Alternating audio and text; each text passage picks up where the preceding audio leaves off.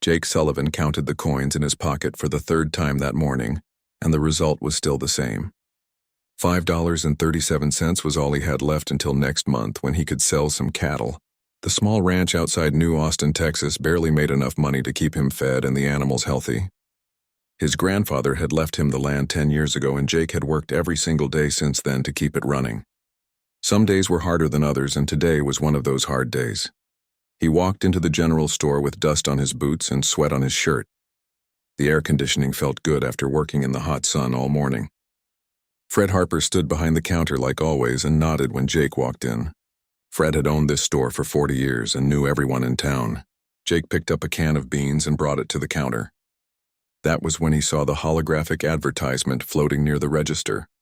The colorful display showed happy couples of different species holding hands and smiling. The words flashed bright and cheerful. Interspecies marriage lottery. Find your perfect match among the stars. Only $5 entry fee. Guaranteed compatibility. Jake stared at it for a moment and almost laughed. The year was 2247, and Earth had been part of the Galactic Coalition for 20 years now.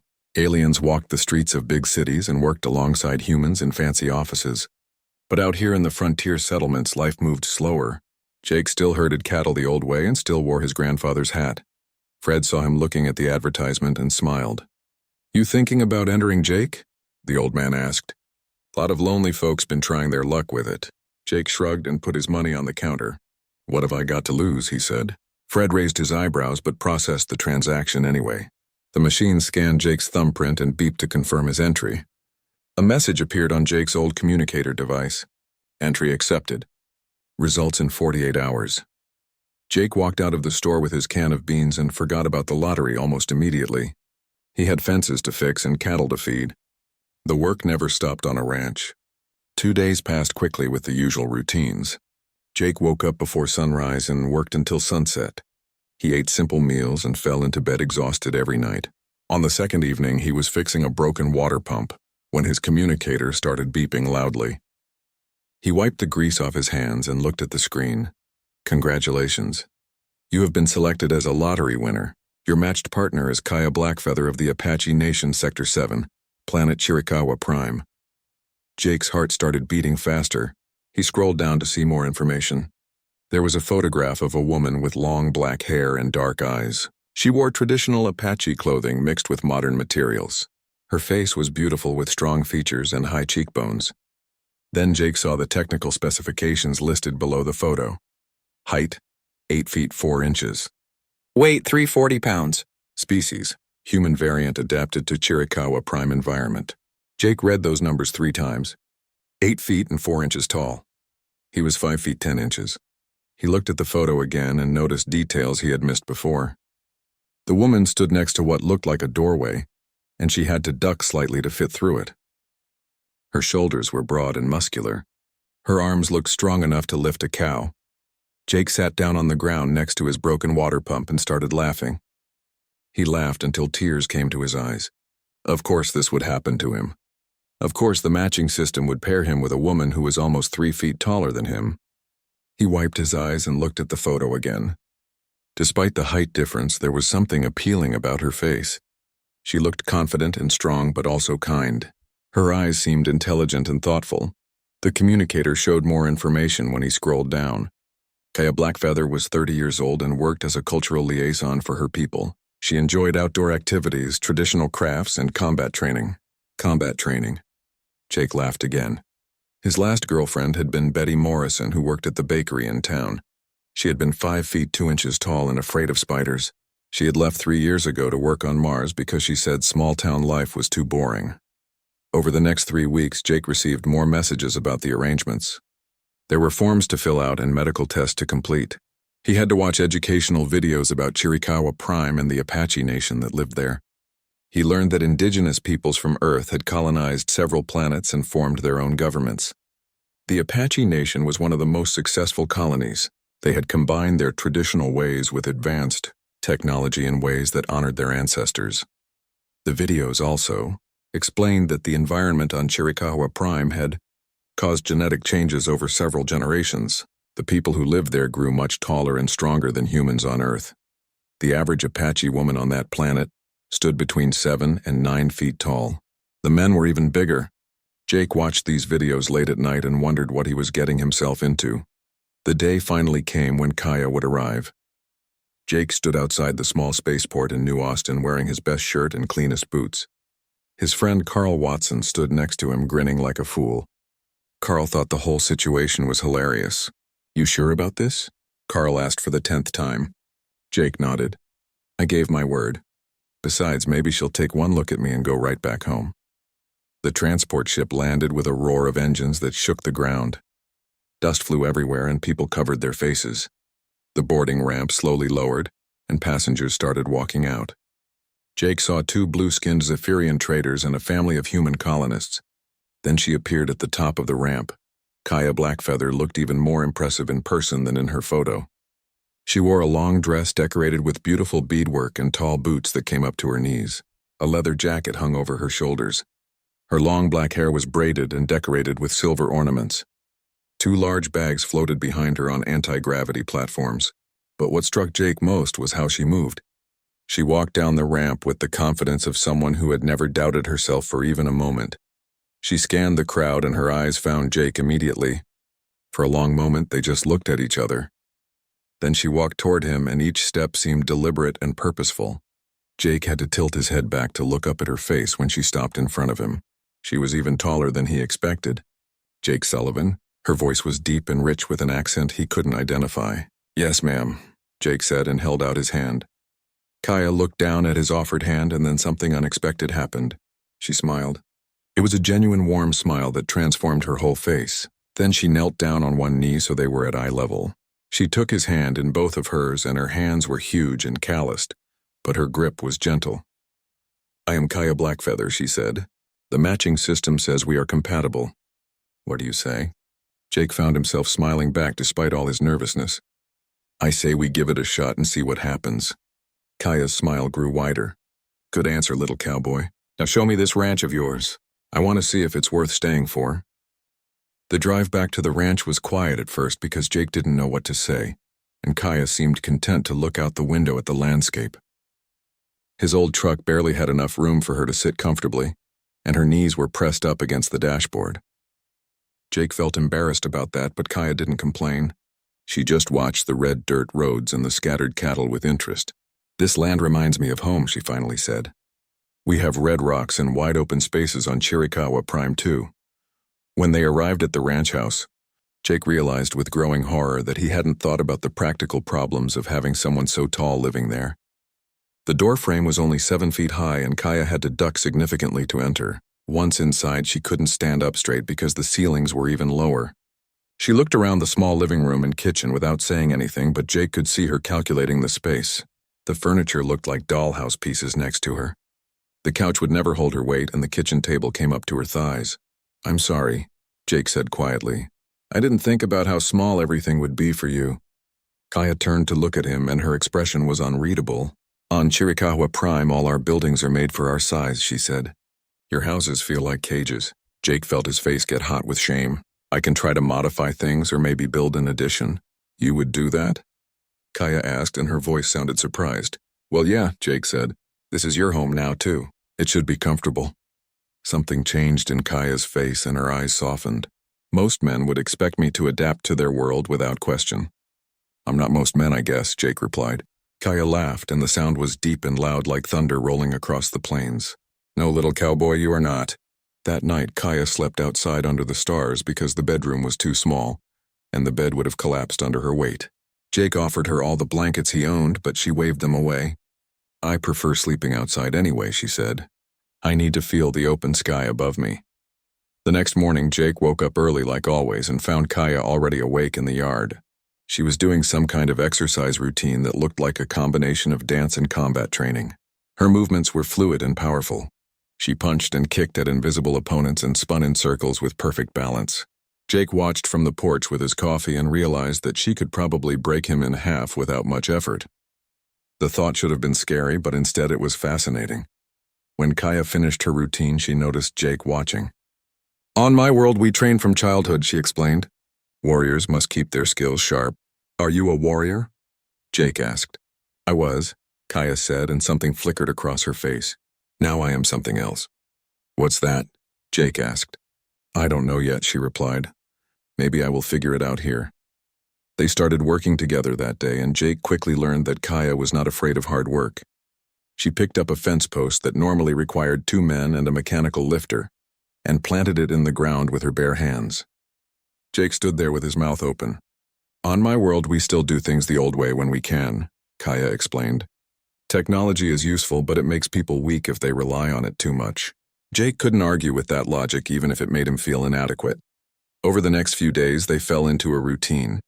Jake taught Kaya about cattle ranching, and she absorbed the information quickly. She learned how to herd the animals and how to check them for illness. She fixed the old water tower in one afternoon by climbing up the structure without fear and bending rusted metal with her hands. Jake watched her work and felt grateful and confused at the same time.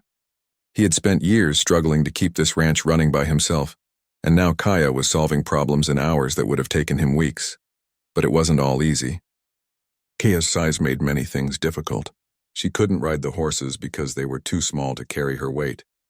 She broke 3 chairs before Jake stopped trying to have her sit on regular furniture. She had to be careful around the equipment because her strength meant she could accidentally damage things. One morning, she grabbed a wrench too hard and bent it completely out of shape. She looked at the ruined tool with frustration, and Jake saw for the first time that being so strong wasn't always an advantage. The people in town stared when Jake and Kaya went shopping together. Some of them whispered behind their hands, and others just gawked openly. Jake heard the cruel jokes and crude comments that some of the men made. He felt angry, but Kaya seemed unbothered by it all. She walked with her head high and occasionally rested her hand on Jake's shoulder, in a gesture that was both protective and affectionate. Let them stare, she said when Jake apologized for their rudeness. Small minds cannot imagine anything beyond their own experience.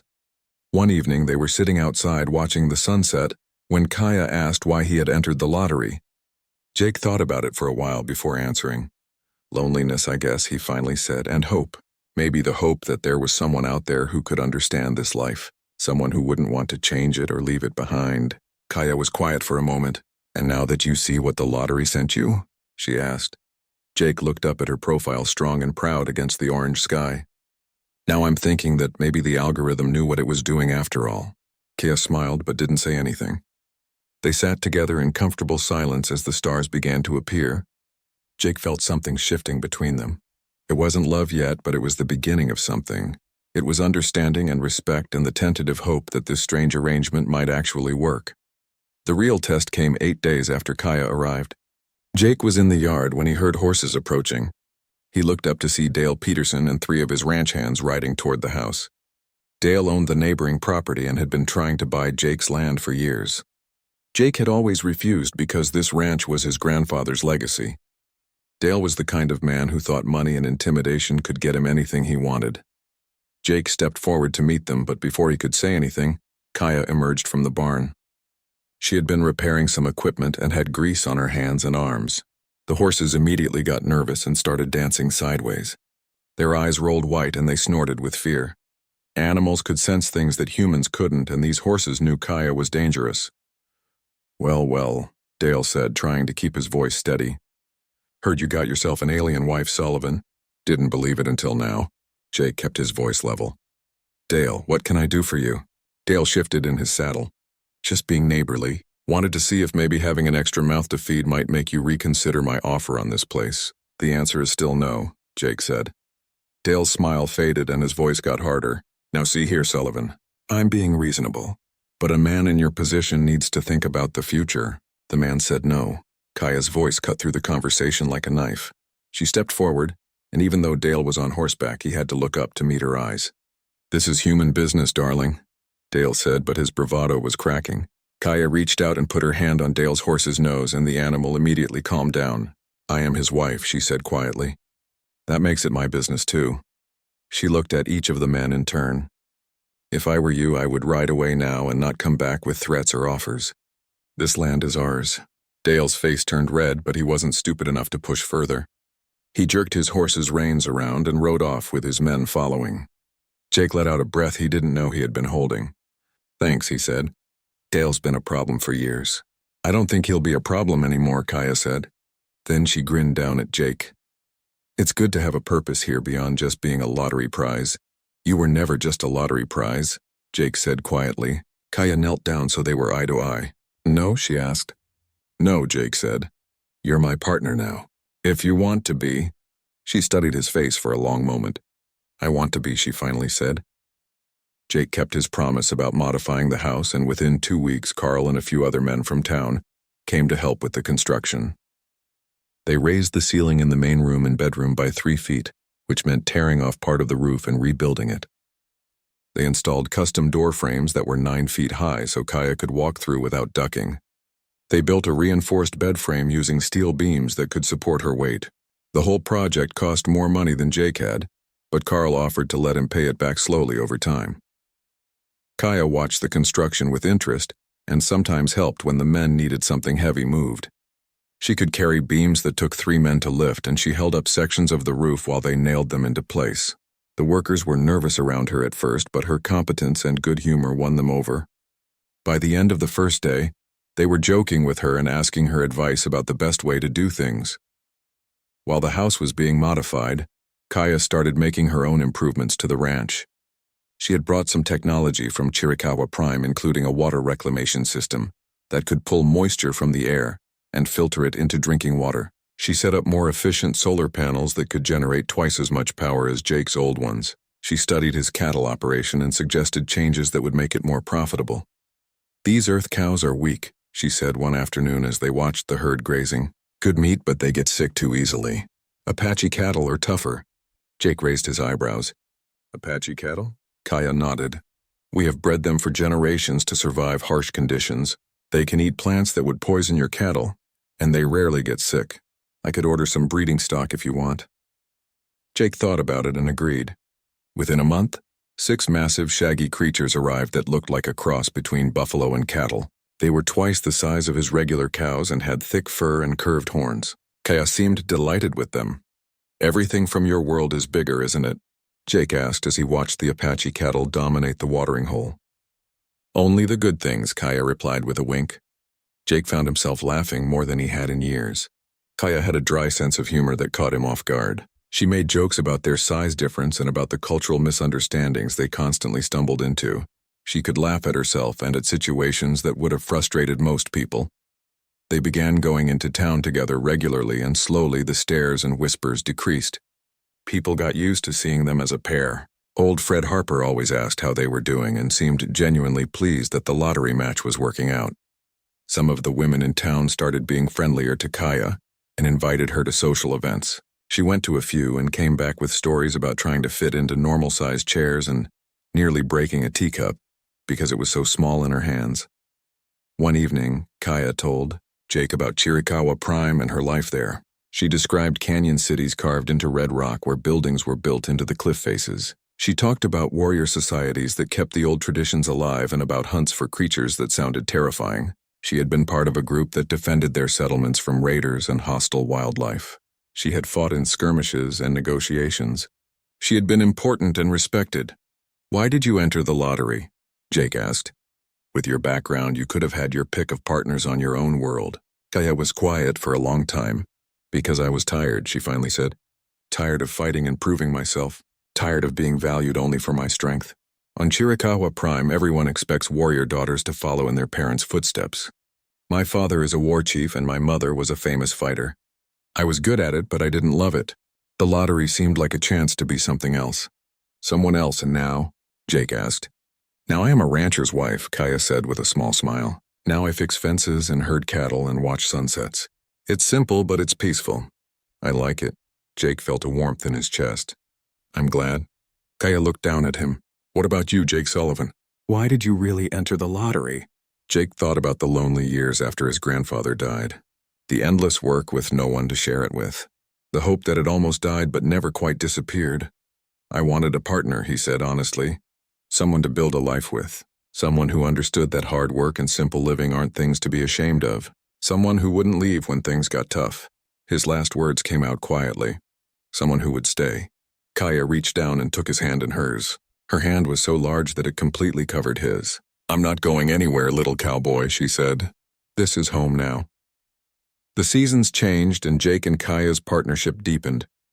They worked together with an efficiency that surprised them both. Jake knew the land and the animals. Kaya brought strength and new ideas. Together they made the ranch more successful than it had been in decades. The hybrid cattle thrived and commanded premium prices at market. Their water and power systems were so efficient that other ranchers started asking for advice. Word spread about the unusual couple who made an unlikely partnership work.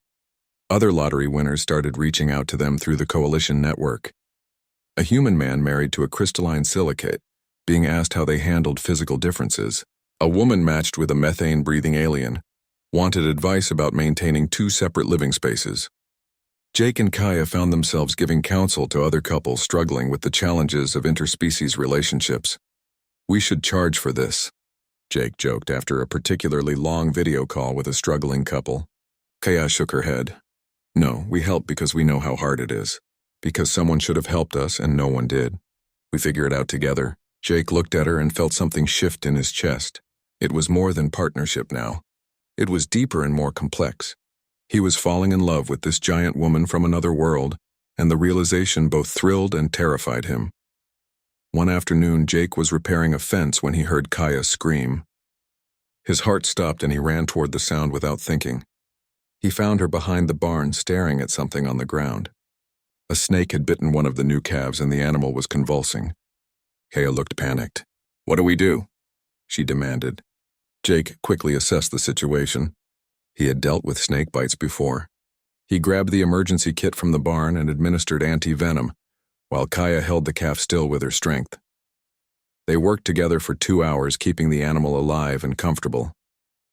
By evening, the calf was breathing normally and seemed stable. Kaya sat in the dirt next to it with tears on her face. "I thought it would die," she said. "I have fought warriors and hunted dangerous prey, but I was helpless against one small snake." Jake sat down next to her. "That's why we're partners. You have strengths I don't have, and I have knowledge you don't have. Together, we can handle most things." Kaya looked at him, and something in her expression made Jake's breath catch. "You are braver than you look, Jake Sullivan. You ran toward danger without hesitation to save an animal. You work every day without complaint. You treat me like an equal even though I could break you in half." Jake managed to smile. "Please don't break me in half. I need all my parts." Kaya laughed and wiped her eyes. "I promise to be gentle with you." That night they had their first real conversation about their relationship. They sat on the porch that was now tall enough for Kaya to stand under, and talked about what they meant to each other. "We are partners," Jake said, "but I think we are becoming more than that. At least I am." Kaya nodded slowly. "I feel it too. This wasn't supposed to happen. The lottery was supposed to be practical. A contractual arrangement, but you make me feel things I didn't expect. What do we do about it?" Jake asked. Kaya smiled. "We see where it goes. We keep building this life together. We don't rush, but we don't run away either." Jake agreed. Over the next months, their relationship evolved naturally. They were partners first, but affection grew between them.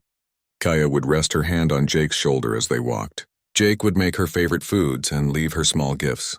They learned each other's habits and preferences. They became essential to each other in ways that went beyond mere partnership. 6 months after Kaya arrived, they went into town and visited the coalition office to officially register their marriage. It was a simple ceremony with Carl and his wife Linda as witnesses. Fred Harper brought flowers from his store. Kaya wore traditional Apache clothing, and Jake wore his grandfather's best suit, which was slightly too big for him. They exchanged simple vows, promising to stand together through whatever came.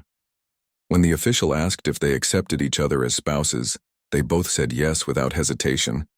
Kaya knelt down and Jake kissed her and everyone applauded. Life had settled into a comfortable rhythm when the ship appeared in the sky above New Austin. Jake and Kaya were in town buying supplies when the sleek vessel descended toward the landing field. It was different from the usual transport ships with its polished hull and official markings. Kaya went very still when she saw it. "That's a Chiricahua Prime ship," she said quietly. "Diplomatic class." Jake looked at her face and saw tension in her jaw. "Friends of yours?" he asked. "I'm not sure yet," she replied. 3 figures emerged from the ship, and even from a distance Jake could see they were all Apache, and all impressively tall. 2 were men built like warriors with broad shoulders and muscled arms. Between them walked a woman who carried herself with obvious authority, despite being slightly shorter than her companions. She wore elaborate traditional clothing decorated with silver and turquoise. Her long gray hair was braided with ornaments. She scanned the gathered crowd until her eyes found Kaya. "Kaya Blackfeather," the woman called out in a voice that carried across the landing field. "We need to talk." Jake felt Kaya stiffen beside him. "Grandmother," Kaya said. "I did not expect you." The older woman's expression was stern. Clearly. She looked at Jake with an expression that made him feel like a mouse being examined by a hawk. "So this is the little human you abandoned your responsibilities for." Jake felt anger flare, but Kaya spoke first. "I abandoned nothing. I honored the lottery contract that the council approved." The grandmother's voice was sharp. "The council didn't expect you to actually stay with him. You were supposed to collect the diplomatic credits for our people and return home within a month. Instead, you have been here for 6 months and you refuse to return my messages." Jake felt like someone had punched him in the stomach. "Diplomatic credits?" he asked quietly. Kaya closed her eyes briefly. "Jake, let me explain." But the grandmother continued as if Jake hadn't spoken. "The marriage lottery isn't just about matchmaking. It's a resource exchange program. Apache participants receive credits that our nation uses for trade agreements. Everyone knows the human matches rarely last. Most people collect their credits and leave within weeks, is that true?" Jake asked, looking up at Kaya. "It's not the whole truth," Kaya said, and her voice was strained. "Yes, there are diplomatic considerations, but the matching algorithm is real. The compatibility metrics are real. I didn't lie about that." "You just didn't mention the rest," Jake said, and something broke inside his chest. The grandmother turned her sharp gaze fully on Jake. "Jake Sullivan. My granddaughter is the daughter of our war chief. She has responsibilities to her people. She was meant for greater things than playing house with a dirt farmer on a backwater world." "Grandmother enough," Kaya's voice cracked like thunder. "You don't speak for me. I speak for your father who wants you home. I speak for your people who need you." The grandmother gestured at the dusty town and modest buildings around them. "What are you doing here, Kaya? Really? This is beneath you." "This is a good life," Kaya said firmly. "An honest life." "It's a small life," the grandmother replied, and her voice softened slightly. "You were trained as a warrior. You led raids against enemy clans. You negotiated treaties with star councils. And now you herd cattle? You who once commanded hundreds?" Jake found his voice despite the pain in his chest. "She doesn't owe me anything. If she wants to go back, I won't stop her." Kaya turned to look at him with an expression he couldn't read. "But," Jake continued, looking directly at the grandmother, "you don't get to tell her she's throwing her life away just because she chose something different than what you wanted. That's her choice to make, not yours." The grandmother raised an eyebrow. "Brave words from such a small man." "Size isn't everything, ma'am," Jake said. "Respect is." The grandmother studied him for a long moment and something flickered in her eyes. Then she turned back to Kaya. "You have 3 days to make your decision. Return home and resume your duties, or stay here and accept the consequences." "What consequences?" Kaya asked warily. "If you choose to remain, your father will disown you. You will forfeit your position and your inheritance, everything. You will be cut off from our clan." The grandmother's expression was hard, but Jake thought he saw sadness beneath it. "These are his words, not mine. But I will enforce them." She turned and walked back toward the ship with her escorts following. Before boarding, she called back. 3 days, Kaya. Choose wisely." The ship lifted off, leaving Jake and Kaya standing in the settling dust. Around them, curious townspeople were starting to disperse, but Jake barely noticed. "You should have told me," he said quietly. "I know," Kaya replied. "Were you ever planning to?" Jake asked. Kaya looked down at him, and her eyes were bright with tears she was trying to hold back. "I didn't tell you at first because it seemed irrelevant. By the time I realized it mattered, I didn't know how." "And then she trailed off. Then what?" Jake asked. "Then I realized I didn't want to go back. I didn't want to leave this place." "Leave you?" She knelt so they were at eye level. "I was a warrior, yes. I had status and power, but I was also exhausted, Jake. Always fighting and always proving myself. Here with you, I found something I didn't know I was missing. Peace. Purpose that doesn't come from violence. A partner who sees me as a person, not just a weapon." Jake wanted to stay angry, but looking into her eyes, he saw only truth. "Your family and your people," he started to say. "Will have to accept my choice or not," Kaya interrupted. "That's on them. But I need to know something. If I stay and if I give up everything from my old life, will you stand with me?" Truly, Jake thought about the last 6 months, about how empty his life had been before and how full it felt now. He thought about Kaya's strength, but also her laugh and her stories and the way she hummed while working. "If you stay, you won't be giving up everything," he said. "You'll be gaining a partner who will stand with you no matter what. That's what marriage means where I come from. That's what it will mean for us." Kaya pulled him into an embrace and Jake wrapped his arms around as much of her as he could reach. They stood there in the street holding each other while people walked around them. 3 days, Kaya murmured. 3 days to be sure. Take them, Jake said. I'll be here when you decide. The next 3 days were the longest of Jake's life. He tried to give Kaya space to think, but it was impossible not to feel the weight of her decision. She spent hours walking the ranch lands and standing on hills looking at the horizon. Sometimes she practiced her warrior forms alone. Other times she sat in meditation for hours. Jake watched her from a distance and felt fear growing in his chest. What if she decided to leave? What if 6 months wasn't enough to outweigh a lifetime of duty and family? Carl came by on the second evening with his wife Linda. They sat with Jake on the porch while Kaya was out walking. "That's a hell of a choice she's facing," Carl said quietly. "It is," Jake agreed. "What will you do if she chooses to leave?" Linda asked gently. Jake had been asking himself the same question. "Then I'll thank her for the time we had and hope she finds happiness." "Would you try to stop her?" Linda asked. "No," Jake said firmly. "Love isn't about holding someone prisoner to your needs. It's about wanting them to be happy, even if that happiness doesn't include you." Carl clapped him on the shoulder. "When did you get so wise?" "When I realized what I would be losing if I tried to make her choose with guilt instead of love," Jake replied. They sat in silence as the sun set, and Jake wondered if this would be one of his last evenings in this place that had finally started to feel like home again. That night, Kaya came to bed late. They had been sleeping in the same room since the modifications were complete, though they kept to their own sides of the large bed. "Can't sleep?" Jake asked in the darkness. "Too much in my head," Kaya admitted. "Tell me something, Jake. If I asked you to come with me to Chiricahua Prime, would you?" Jake considered it honestly. "I don't know. This ranch is all I have ever known. Leaving it would be like cutting off a part of myself." "That's what they are asking me to do," Kaya said softly. "Cut off my past and my identity and everything I was before." "I know," Jake said. "And I hate that you have to make this choice at all." They lay in silence for a while.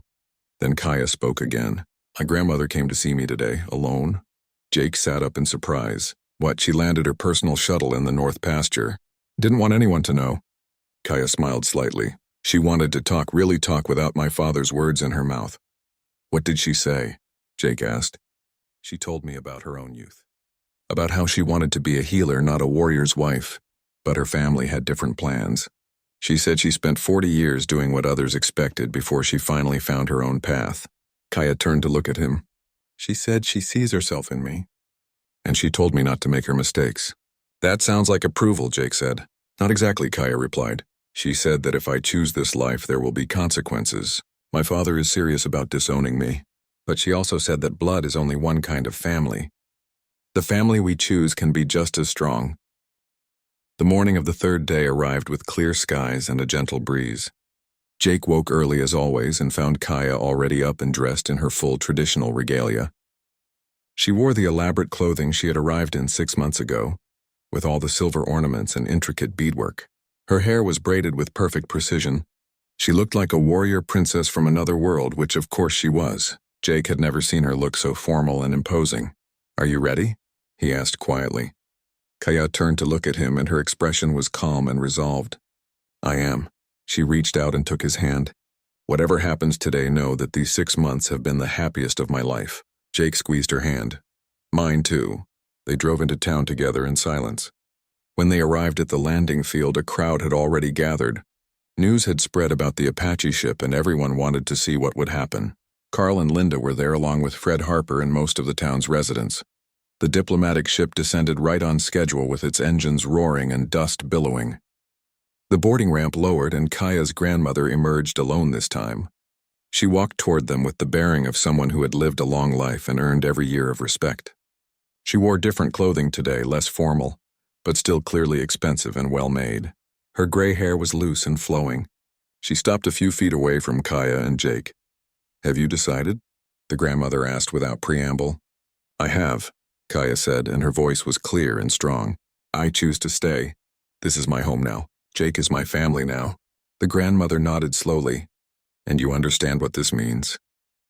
I do, Kaya replied. Your father will not change his mind. You will have no claim to clan leadership and no inheritance and no official status among our people. I understand, Kaya said firmly. The grandmother was quiet for a long moment, studying them both with her sharp eyes. Then something unexpected happened. She smiled. It was a genuine, warm smile that transformed her entire face. Your father may disown you, but I don't have to agree with him. And while I must honor his wishes officially, there is nothing that says I cannot maintain a personal relationship with my granddaughter. Kaya's eyes widened. Grandmother, she started to say, but the older woman held up her hand. You have made your choice, and I respect it. More than that, I think it is the right choice. She looked at Jake directly. You little human, do you understand what you are taking on? This woman is headstrong and stubborn and has a temper like a solar flare. I have noticed, Jake said with a slight smile. But she is also brave and loyal, and makes me want to be better than I am. I will take the whole package. The grandmother laughed to sound very much like Kaya's, deep and genuine. Good answer, she said. She reached into her robe and pulled out a small wooden box carved with intricate designs. This is from me, not from the clan. A wedding gift for my granddaughter and her chosen partner. Kaya took the box with trembling hands. Inside were 2 pieces of jewelry. A bracelet sized for Kaya's large wrist and a smaller matching, one sized for Jake. Both were crafted from silver and set with turquoise stones that caught the morning light. They are made from metals from both our worlds, the grandmother explained. Earth and Chiricahua Prime forged together, like your marriage. Thank you, Kaya whispered, and tears were streaming down her face. The grandmother stepped forward and embraced her granddaughter.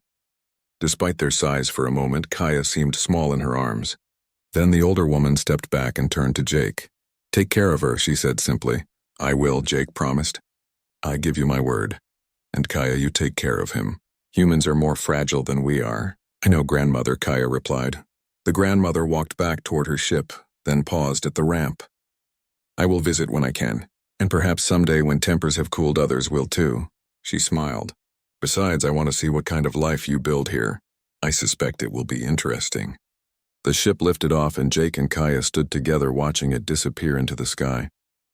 When it was gone, Kaya knelt and pulled Jake into a fierce embrace. Thank you, she whispered. Thank you for being worth this choice. Thank you for choosing me, Jake replied. Now let's go home. Around them, the crowd was dispersing and people were coming up to congratulate them.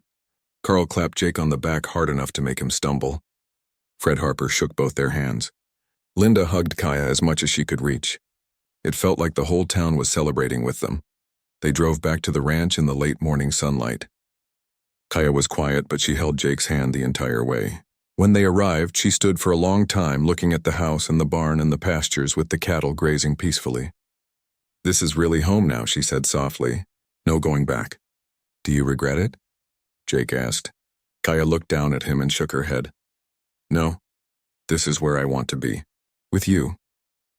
Over the following weeks, something shifted in their relationship.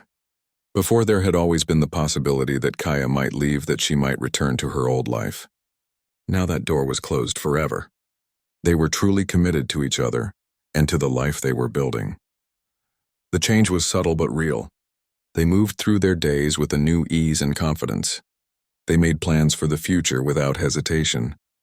They talked about expanding the ranch and maybe having children someday, though they weren't sure how that would work with their biological differences.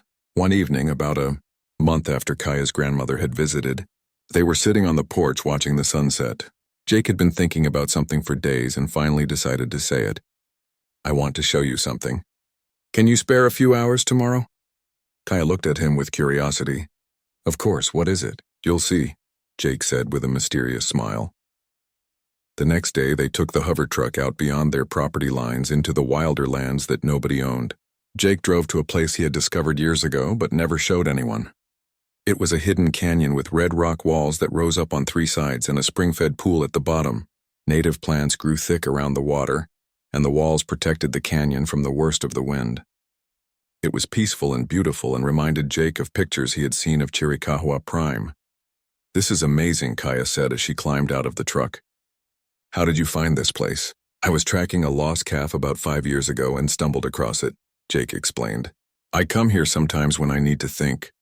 Kaya walked around the canyon exploring every corner. She knelt by the pool and trailed her fingers in the water. She examined the rock walls and the plants. Finally, she came back to where Jake was standing. Why did you bring me here? She asked. Jake took a deep breath. I have been thinking about what comes next for us. We have built a good ranch and a good life.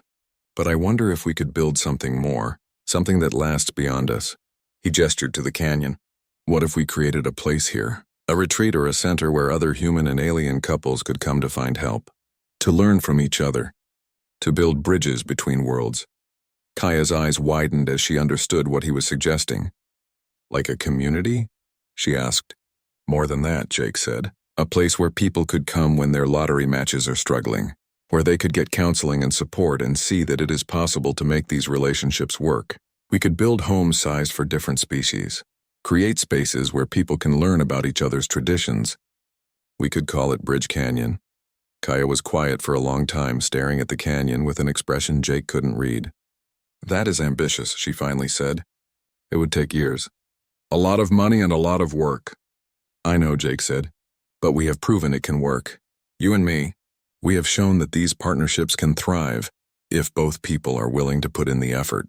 Maybe we could help others do the same.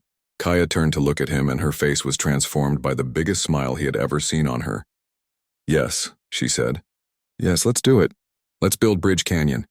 She grabbed Jake and lifted him off the ground in a hug that squeezed the air from his lungs. Put me down, you crazy woman, he laughed. I can't help build if you break my ribs. Kaya set him down gently but kept her hands on his shoulders. This is perfect, Jake. On my world, I was a warrior. I fought and defended and destroyed when necessary. But here I can build something. Create something that helps people. This is what I was meant to do. They spent the rest of the day walking around the canyon and making plans. They talked about what kind of buildings they would need and how to fund the project. They discussed what services they could offer and how to reach out to couples who needed help. By the time they drove home that evening, they had the beginnings of a real plan. It was ambitious and probably crazy, but it felt right. It felt like something worth dedicating their lives to. That night as they lay in bed, Kaya spoke into the darkness. Jake, yes? Thank you for seeing possibilities in me that I didn't see in myself. You saw me as more than just a warrior or a lottery bride.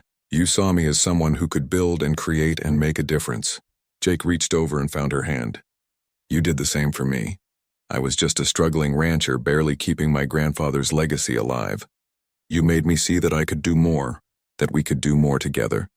They fell asleep holding hands, and both of them dreamed of the future they would build together in Bridge Canyon. The next year passed in a blur of planning and fundraising and endless paperwork. Jake and Kaya discovered that building a cultural center for interspecies couples required navigating bureaucracy on both Earth and coalition levels. They needed permits and inspections and insurance. They needed to register as a nonprofit organization. They needed architects who could design buildings for beings of vastly different sizes. The challenges seemed endless, but they tackled each one together. Funding came from unexpected sources. The coalition had grant programs for cultural exchange initiatives, and Bridge Canyon qualified. Several wealthy individuals who believed in promoting interspecies harmony made donations. Kaya's grandmother sent a substantial contribution from her personal fortune, which apparently was considerable. Even Dale Peterson donated after his own daughter entered the marriage lottery and matched with a Zephyrian engineer. The whole experience had changed Dale's perspective on alien-human relationships. They broke ground on Bridge Canyon in early spring. The construction became a community project with volunteers coming from all over the region. Humans worked alongside Zephyrians and Silicates and several Apache from Chiricahua Prime, who wanted to support Kaya's vision. Carl quit his job to become the project manager because he believed in what they were building. Linda started a fundraising committee that organized events and gathered donations from local businesses. The first building they completed was a common house designed to accommodate beings from 7 feet to 12 feet tall. The ceiling was 15 feet high and the furniture was adjustable. The kitchen had counters at multiple heights and cooking equipment sized for different species. The dining tables could be raised or lowered. Every detail was carefully planned to make everyone feel welcome regardless of their size or shape. Next came the individual dwellings. They built 10 small houses, each designed for different needs. Some had high ceilings and reinforced floors for large, heavy beings. Others had environmental controls for species that needed different temperatures or atmospheres. Each house was comfortable and private, but close enough to the common areas to foster community. Jake insisted that every dwelling have a view of the canyon because he believed that natural beauty helped people heal. They constructed a teaching center with classrooms and workshop spaces where cultural exchange programs could happen. Kaya planned a curriculum that would teach couples about each other's traditions and customs. She reached out to experts from dozens of worlds, asking them to contribute lessons and materials. The response was overwhelming. People wanted to help because they saw the value in what Bridge Canyon represented. A meditation and spiritual space was built on the canyon's highest point. It was a simple structure open on all sides with a roof to provide shade. It honored multiple spiritual traditions without favoring any particular one. People of any faith or philosophy could come there to find peace and perspective. Jake's grandfather had been a quiet spiritual man, and Jake felt that this space honored his memory. They kept a working ranch area where couples could learn practical skills together. There was something valuable about working side by side on physical tasks. Herding cattle or repairing fences or planting gardens created opportunities for communication and cooperation. Some of the best breakthroughs happened when couples were working with their hands rather than sitting in counseling sessions. Throughout the construction, Kaya was everywhere at once. She supervised the building crews and welcomed volunteers and shared her vision with anyone who would listen. She lifted heavy beams into place and worked alongside everyone else. She was tireless and passionate, and people responded to her energy. Workers who had been skeptical at first became true believers after spending time around Kaya. Jake focused on the practical details of running the operation. He managed the finances and handled the bureaucratic requirements and made sure they stayed on schedule. He was good at organization and planning. He was also good at listening to people and understanding what they needed. Several couples who had heard about Bridge Canyon started reaching out before construction was even finished. They were desperate for help with their struggling relationships. Jake took careful notes about their situations and began developing programs to address their specific needs. On the 1-year anniversary of Kaya's decision to stay, they stood at the entrance to Bridge Canyon as the first group of residents arrived. 5 couples came that first day, each human paired with a being from another world. There was a young woman married to a towering Goliath from a high-gravity world, a middle-aged man matched with a crystalline silicate who communicated through light patterns, a couple where the human wife was paired with a Zephyrian whose body was mostly gaseous. Each couple had their own challenges and their own hopes. "Welcome to Bridge Canyon," Kaya said as the couples gathered in the common house. "This is a place where you can learn to build bridges between your worlds and between your hearts. We know because we have done it ourselves." Jake added his own words. "It won't always be easy. There will be days when the differences seem too big, when you wonder if it's worth it. But if you are willing to work and to listen and to see each other as partners, rather than problems, you can build something beautiful." The first weeks were intense as they figured out what worked and what didn't. Some counseling methods that seemed good in theory fell flat in practice. Some activities that seemed simple revealed deep cultural misunderstandings. But slowly patterns emerged. The couples began to relax and open up. They started sharing their stories and their fears. They found comfort in knowing they weren't alone in their struggles. One of Jake's key insights was that couples needed both private counseling and group sessions. In private, they could discuss intimate problems without embarrassment. In groups, they could see that other couples faced similar challenges and learn from each other's experiences. The combination was powerful. He also realized that giving couples productive work to do together helped them bond. The ranch work provided natural opportunities for cooperation without the pressure of formal counseling. Kaya developed physical activities adapted for mixed-species couples. She taught them her warrior forms modified so partners of different sizes and strengths could move together. The synchronized movement built trust and communication in ways that words alone couldn't achieve.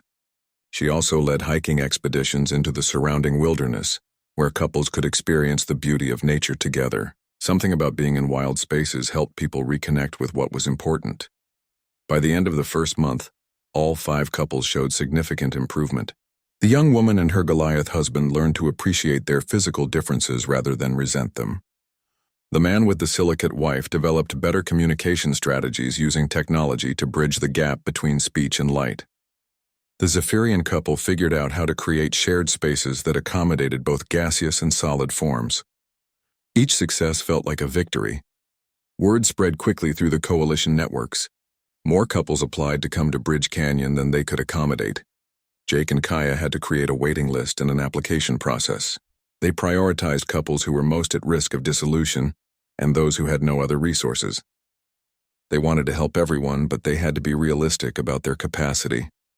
The project attracted attention from researchers and journalists. Documentary crews came to film the work being done at Bridge Canyon. Academic papers were written analyzing their methods. Jake found this attention uncomfortable, but Kaya understood its value.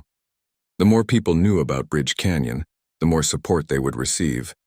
Every article written and every documentary shown meant more funding and more volunteers, and more couples getting help. Months after opening, they had served 20 couples with a success rate that exceeded their most optimistic projections. Most couples left Bridge Canyon with tools and strategies to maintain their relationships. They stayed in touch, reporting their progress and sometimes coming back for refresher visits. A community was forming of people who had found help at Bridge Canyon and wanted to give back. Jake and Kaya expanded their own house to accommodate the growing operation. They built an office where they could meet with couples privately and store records. They added a guest room for visiting experts and family members. The modifications were smaller than the original renovations, but each change reflected how much their lives had evolved. They were no longer just a rancher and his wife. They were founders of something meaningful.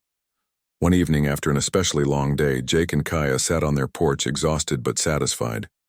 "We did it," Jake said, looking out at the lights of Bridge Canyon below them. "We built something real." Kaya rested her hand on his shoulder. "We are just beginning. There is so much more we can do." "I know," Jake replied. "But we have proven it works. We have shown that these relationships can succeed with the right support. That is worth celebrating." Kaya pulled him close and Jake leaned against her solid warmth. 2 years ago, I spent $5 on a lottery ticket and thought I was taking a chance on companionship. I never imagined it would lead to this." Kaya smiled in the darkness. "I entered the lottery to escape my old life and never imagined I would find a new purpose." 5 years after Jake spent his last $5 on a lottery ticket, he stood at the highest point of Bridge Canyon looking out over everything they had built. The community had grown beyond anything he could have imagined that day in the general store. More than 50 couples had come through their programs and most had succeeded in building lasting relationships. Bridge Canyon now had 30 residential units and a staff of 25 people.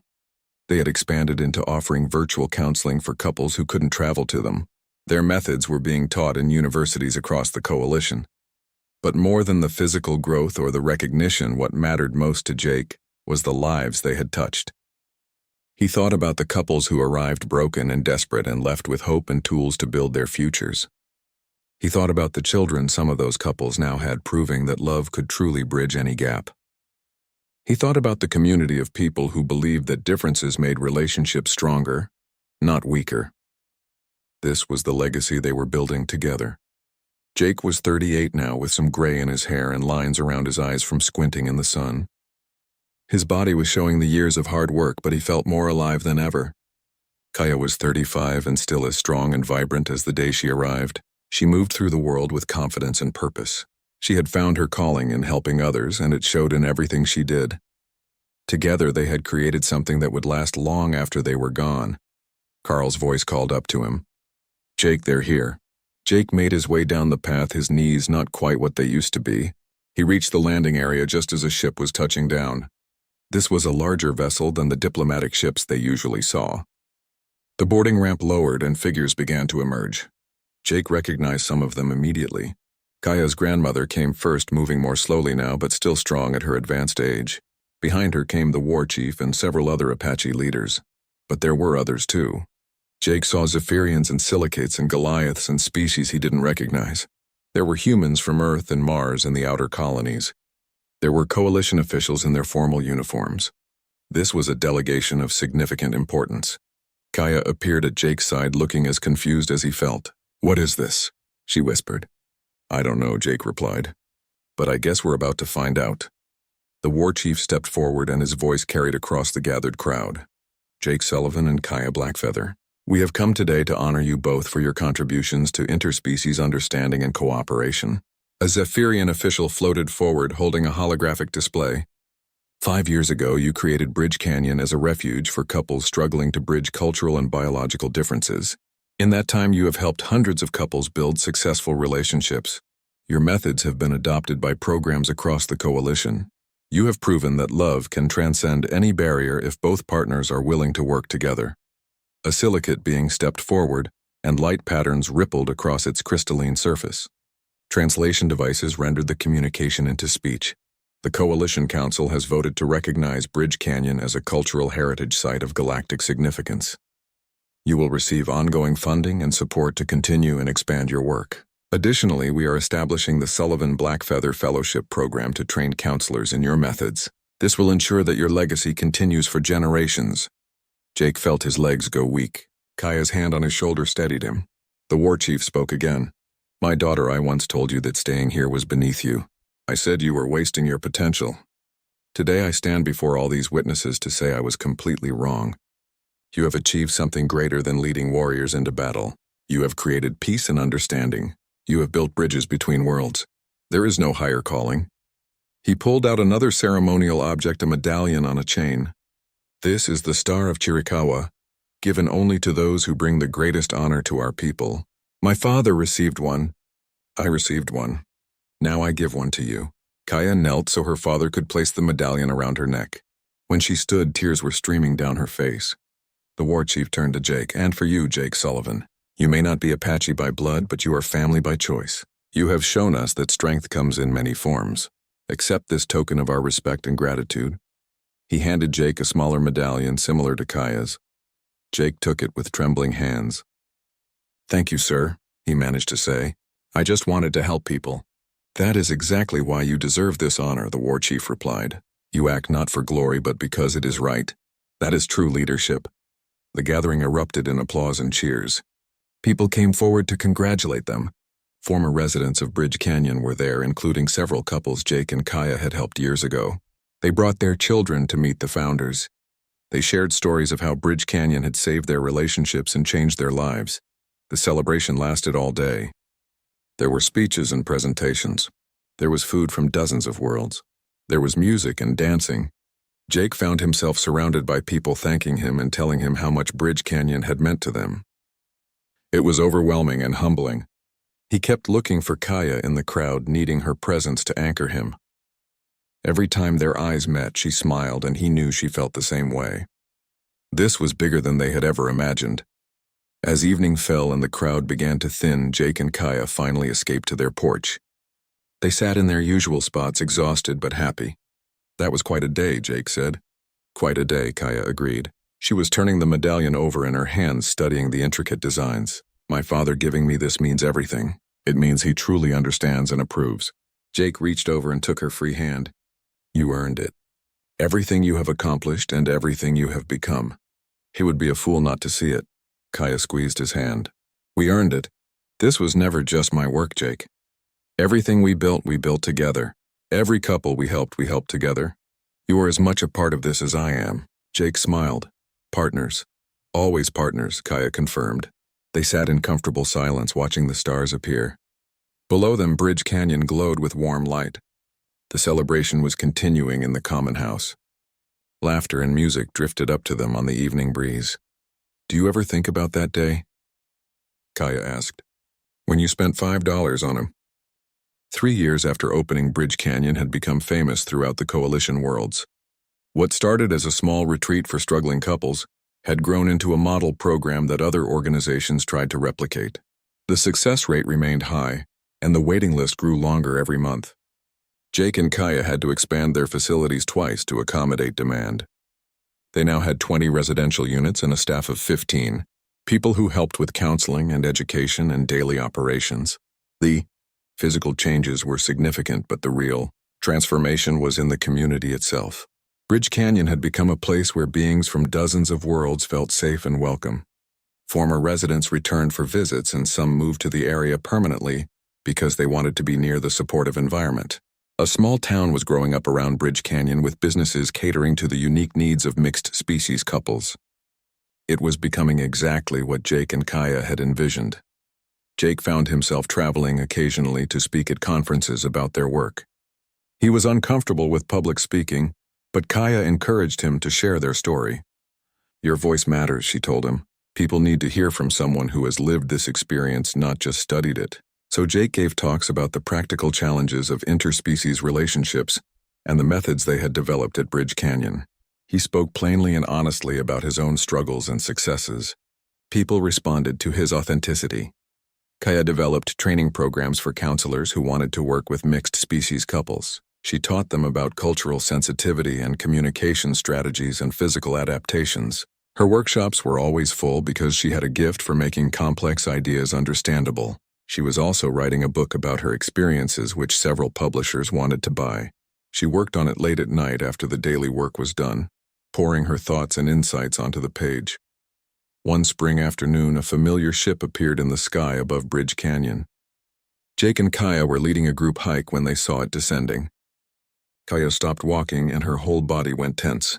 "That's an Apache diplomatic vessel," she said quietly. "The same class as before. Do you think it's your grandmother?" Jake asked. Kaya shook her head slowly. "No. This is something different." They hurried back to Bridge Canyon and arrived just as the ship was landing in the designated area. The boarding ramp lowered and several figures emerged. Jake recognized Kaya's grandmother immediately, but there were others with her. 3 Apache warriors in formal dress, and behind them a man who commanded immediate attention. He was 9 feet tall with broad shoulders and a face that looked carved from stone. His long, gray-streaked hair was braided with ornaments that indicated high rank. Kaya made a small sound beside Jake. "That's my father," she whispered. Jake felt his stomach drop. The war chief who had disowned Kaya 3 years ago was here. The man who had said she was dead to him if she stayed with Jake. The man whose approval Kaya had given up to build this life. Jake reached for her hand and squeezed it. "Whatever happens, we face it together." Kaya squeezed back. "Together," she agreed. They walked forward to meet the delegation. Kaya's grandmother saw them first and smiled warmly. She had visited Bridge Canyon twice in the past 3 years and had seen what they were building.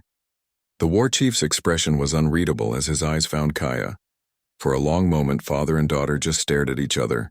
Then the war chief spoke. "Daughter." His voice was like thunder rolling across the canyon. "Father," Kaya replied, and her voice was steady despite the emotion Jake could feel in her hand. The war chief looked around at Bridge Canyon, taking in the buildings and the people, and the obvious care that had gone into creating this place. "I came to see what my mother has been talking about for 3 years. She says you have built something remarkable. She says I have been a stubborn fool." Kaya said nothing, waiting for him to continue. The war chief gestured to the other Apache with him. "These are clan leaders from Chiricahua Prime. They wanted to see for themselves if my mother's words were true. We have spent the last 2 days touring your facility and speaking with your residents. We have observed your programs and your methods." He paused, and something in his expression softened slightly. "My mother was right." Jake felt Kaya's hand tremble in his. The war chief stepped closer, looking down at both of them. 3 years ago, I told you that staying here would dishonor our family. I said you were wasting your potential on a small life with a small man. I was wrong." He looked directly at Jake. "Your husband may be small in stature, but he has the heart of a warrior. Together you have created something that brings honor to our people and to all people." One of the clan leaders stepped forward. She was a tall woman with silver hair and scars on her arms that spoke of many battles. "We have seen how you help couples from different worlds build bridges of understanding. This is warriors' work of a different kind. You fight against ignorance and prejudice. You defend relationships that others would see destroyed. This is worthy and it is honorable." Kaya was crying now, tears streaming down her face. "Thank you," she whispered. The war chief held up his hand. "I cannot undo the words I spoke 3 years ago. I cannot erase the pain I caused by disowning you. But I can acknowledge my mistake and I can ask your forgiveness. If you will accept it, I offer you restoration to our clan with all rights and privileges." "And your husband?" Kaya asked. "What about Jake?" "He is your husband. That makes him family." The war chief looked at Jake with an expression that might have been respect. "I may not understand how you two work together, but I can see that you do. That is enough." He reached into his robe and pulled out a ceremonial blade in an ornate sheath. This was my father's blade. Your grandfather's. I carried it into battle many times. Now I give it to you to carry in your own battles. May it bring you strength. Kaya took the blade with shaking hands. She stepped forward and embraced her father. Despite her size, she seemed small against his massive frame. Thank you, father, she said again. The war chief held her for a long moment, then stepped back. Show us everything. I want to understand what you have built here. Kaya wiped her eyes and nodded. Of course. Let me give you the full tour. For the next several hours, Kaya and Jake showed the Apache delegation every aspect of Bridge Canyon.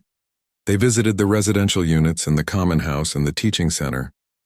They sat in on a counseling session with a couple's permission and watched a group doing Kaya's adapted warrior forms. They talked with residents who shared their stories of struggle and success. They saw the meditation space and the working ranch and the gardens where couples grew food together. The clan leaders asked many questions, and Jake could see they were genuinely interested. They wanted to understand not just what Bridge Canyon did, but how it worked. They took notes and made recordings. At one point, Jake overheard one of them say to another that they should consider creating something similar on Chiricahua Prime for their own people.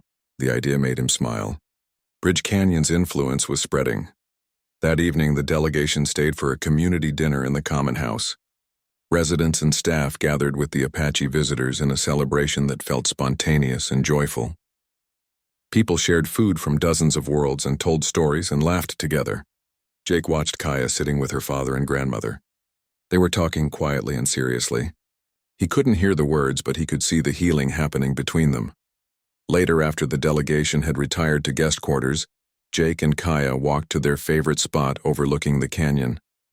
I can't believe he came, Kaya said softly. I had made peace with never seeing him again. Your grandmother is very persuasive, Jake replied. She is that, Kaya agreed, but I think it was seeing what we built that really changed his mind. Actions speak louder than words. 3 years ago, I chose you over my family, Kaya continued. Today I got to choose both. That's a gift I never expected. Jake pulled her close. You earned it by staying true to yourself and building something meaningful. Your father sees that now. Kaya smiled and kissed the top of his head. Best $5 you ever spent, right? Jake laughed. Best $5 anyone ever spent. They stood together in the darkness watching the lights of Bridge Canyon below. The community they had built glowed warm and welcoming. Tomorrow the Apache delegation would leave, but the reconciliation they had brought would remain. Kaya had her family back and Jake had been accepted as part of that family. It felt like everything was falling into place. The future stretched ahead bright with possibility, and they would meet it together as they always had. Side by side, building bridges and helping others find the love and acceptance they had found in each other.